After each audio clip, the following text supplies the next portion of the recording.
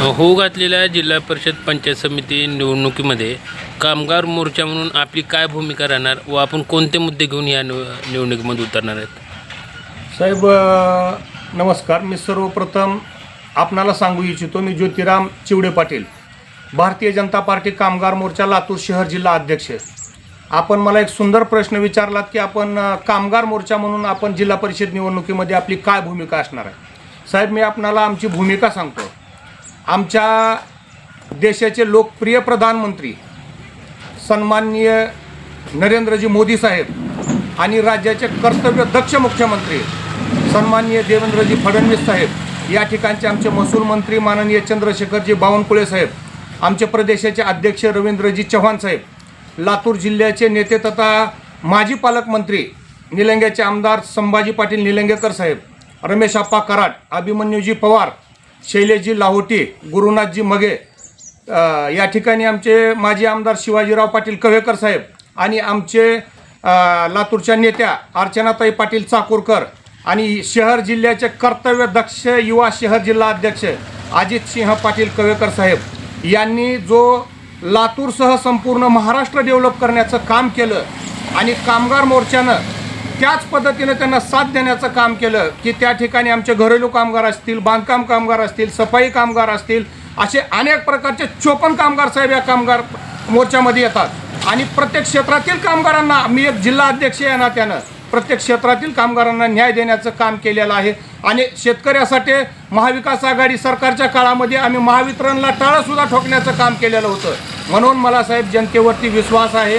जनता मायबाप आमच्या पाठीशी नक्की खंबीरपणे उभी राहणार आणि यावेळेस भारतीय जनता पार्टीचे पंचायत समिती गटामधून जे कोणी भारतीय जनता पार्टी आमचा उमेदवार देईल, पंचायत समितीला जे कोणी उमेदवार देतील, पण एकच साहेब मी आपल्याला ठामपणे सांगतो, भारतीय जनता पार्टी हा पार्टी नसून हा मोठा परिवार आहे. सर्वसामान्य जनतेला सोबत घेऊन ज्या पद्धतीनं आपण म्हणतो की गंगा नदी कशी तयार झाली, अनेक ओढ्याचा संगम होऊन जे नदी तयार झाली तिचं नाव गंगा पडलेलं आहे, तसे अनेक जातीचे अनेक धर्माचे लोक या पार्टीमध्ये समाविष्ट करून घेतल्यामुळे या ठिकाणी आम्हाला या ठिकाणी भारतीय जनता पार्टी हा परिवार म्हणून सांगायला आम्हाला आनंद वाटतोय. का तर आम्ही काँग्रेस पक्षासह हुकुमशाही आमचा काँग्रेस पक्ष आम्ही कधीच म्हणत नाही. या ठिकाणी भारतीय जनता पार्टी आमचा परिवार आहे आणि मोदीजींचा परिवार आहे. त्या परिवारामध्ये अनेक जण समाविष्ट झालेले आहेत. पण या निवडणुकीमध्ये आम्ही सामोरे जाताना या ठिकाणी आमचं कमळ हेच निशाणी घेऊन आम्ही सामोरे जाऊ. आम्ही उमेदवार कोण आहे यावेळेस पाहणार नाही.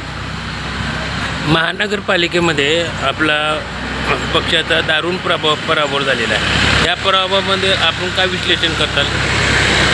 साहेब निवडणूक म्हणले की त्यामध्ये हार जीत आली. आपण पाहिलात गेल्या एक 8 ते 10 दिवसापूर्वीच या ठिकाणच्या महानगरपालिकेचे काही 29 महानगरपालिकेचे निकाल लागले आणि त्यामध्ये आम्ही 24 महानगरपालिकेवरती एक हत्ती भारतीय जनता पार्टी म्हणून सत्ता या ठिकाणी आम्ही स्थापन करण्याचं काम केलेलं आहे. आज ते क्वचित मुद्दा कुठंतरी आमची उणीव भासली असेल, जनतेने त्यामुळे आम्हाला नाकारला असेल, पण ते विश्लेषण आम्ही भरून काढण्यासाठी या जिल्हा परिषद आणि पंचायत समितीमध्ये तन मन धनाने काम करू. जनतेच्या अडीअडचणी असतील त्या आम्ही सोडवण्यासाठी काम करू. आमच्या राज्याचे मुख्यमंत्री सन्माननीय देवेंद्रजी फडणवीस साहेब यांनी मुख्यमंत्री माझी लाडकी बहीण योजना राबवलेली असेल, महिला सक्षमीकरणाचा मुद्दा असेल, या ठिकाणी महिलांना माझ्या मायबाप जनतेला त्रास होऊ नये म्हणून या ठिकाणी देवेंद्रभाऊ फडणवीस सरकारनं एवढा मोठा निर्णय घेतला की महिलांना 50% STमध्ये सवलत दिलेली आहे. शेतकऱ्यांना 7.5 HP पर्यंत वीज बिल या ठिकाणी माफ करण्याचं काम आमच्या देवेंद्र सरकारनं केलेलं आहे. आणि आपणाला माहिती आहे गेल्या 70 वर्षाच्या काळामध्ये पाहिलं आपण 5 वर्षे आमचे खासदार सुधाकररावजी श्रंगारे साहेब फक्त 5 वर्षे या ठिकाणी खासदार होते. त्यांच्या माध्यमातून लातूर काय डेव्हलप झालं आपण पाहिलेलं आहे. सर्वात जर गाजलेलं जर कोणतं या ठिकाणी प्रकल्प असेल तर तो आहे आमचा रेल्वे बोगीचा प्रकल्प. तोही आमच्या सुधाकररावजी श्रंगारे साहेबाच्या काळात आलेला आहे. आणि रेल्वेचं वायफाय दर्जाचं रेल्वे स्टेशन व्हावं म्हणून 50 कोटी रुपये निधीसुद्धा देण्याचं काम या ठिकाणी सन्माननीय सुधाकररावजी श्रंगारे साहेबाच्या माध्यमातून झालेलं आहे. या ठिकाणी लातूरची जनता हा विकास कधीही विसरणार नाही. म्हणून साहेब आम्ही सर्व विकासाचे मुद्दे घेऊन जनतेसमोर आमचे मुद्दे मांडू आणि त्या विकासाच्या जोरावरती आम्ही जनतेला मतं मागू. पाटील साहेब, महानगरपालिकेमध्ये निष्ठावंत कार्यकर्त्यांना तिकीट पक्षातर्फे दिलं नव्हतं. यावेळेस पण जिल्हा परिषद पंचायत समितीमध्ये असंच चित्र काहीसं बघायला मिळत आहे. यावर आपण काय बोलता? साहेब, तुम्हाला मी आधीच सांगितलं की भारतीय जनता पार्टी हा पक्ष नसून हा परिवार आहे.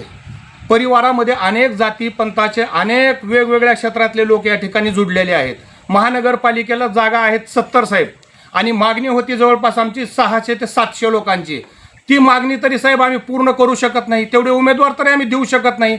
पण आमच्याही काही कार्यकर्ता बंधू भगिनींना माझी विनंती आहे, आव्हान आहे की आपण हे थोडं कुठंतरी समजूतदारपणानं माघारी घ्यावं. पक्षानं सांगितल्यानंतर पक्षादेश आपण मानावा, पक्षादेश झुगारू नये. पक्षाला माहिती असतं की खरंच हा कार्यकर्ता आपला कामाचा आहे, पण या ठिकाणी जरी त्याला नाही संधी देता आली तरी पक्षाच्या कार्यकर्त्याचा नक्कीच विचार करत असतो आणि त्याला संधी देण्याचं वेळोवेळी काम हे पार्टीच्या माध्यमातून केलं जातंय.